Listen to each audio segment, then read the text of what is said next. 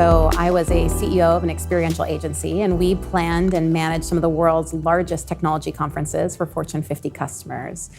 And through that process, I very quickly realized why USA Today ranks meeting planning amongst the top 5 most stressful jobs every year. And it really is because the volume of information that comes to a meeting planner can drown them. And the success and the failure of that event rises on their shoulders. And so for me, being a meeting planner, I was looking at ways of being able to automate my processes, save time, and market my events better. So one night I was planning an event for Microsoft, and the business owner called me the night before and said, "Hey, Allie, I changed up everything for the agenda tomorrow. I need you to go through all these emails and these spreadsheets and sort of figure out what's going on and get everything organized and printed before tomorrow morning at 6 a.m. when everyone shows up." And so I ran down there, I locked myself in, resorting spreadsheets, finally getting to a print-ready version of an agenda, and then the copiers start to break. So here I am at 3 o'clock in the morning, pulling out copiers, covered in ink from head to toe.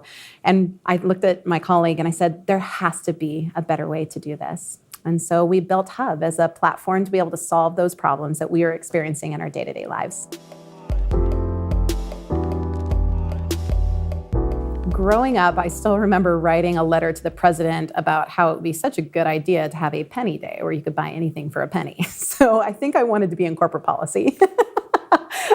But I've always been a person that's pursued my passions. And so while I was younger, English and music were definitely passions of mine. I was a concert flautist. And as I went to college, I really quickly realized that those really weren't passions as I continued to mature and be an adult. And so I left college and decided to pursue what I was passionate about, which was meetings and events. And so that's taken me all the way through from the age of 18 when I started my very first company, all the way to where I am now at 38. And this is my third company and third entrepreneurial journey.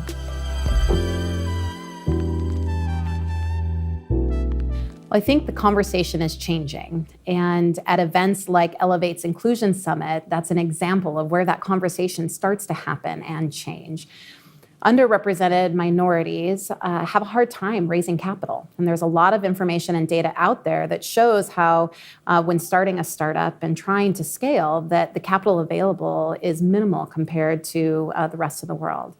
And so as a minority founder, I think one of the ways that you can overcome that is by utilizing your local resources. I think here in Portland, we are blessed to have such a strong community, not only of investment professionals that believe in diversity and inclusion, but also organizations that are focused on minority entrepreneurs and females, that provide special guidance and networking and groups that help us to figure out how to overcome some of the challenges that we have access to.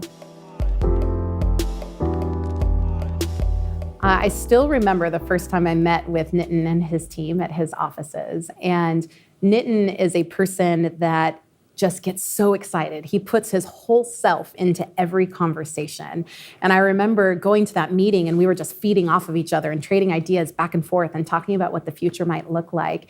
And I left that meeting just energized and jazzed and ready to tackle the world. And I knew that that was someone that I wanted around me as I continued to go through the journey, because it's hard. And a lot of times you need that encouragement, you need that energy to continue to go.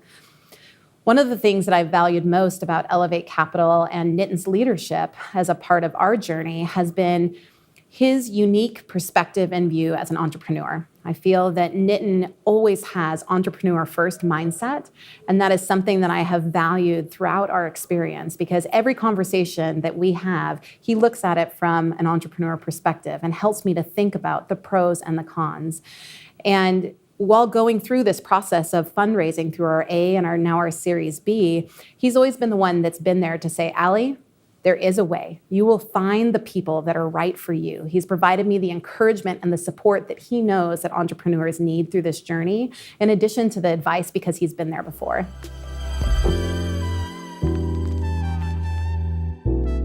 Well, luckily for me, Nitin and the Elevate team have been alongside of us for 2 years now, all the way from the start of our journey to where we are now to successfully raising our Series B.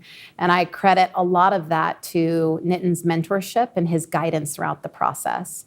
So in the early stages, it's really about getting some of the rhythm of business items in place. Nitin is a cash flow master. And so there was so much that I learned from him about how to manage our cash flow and when to think about raising our next round and what that might look look like.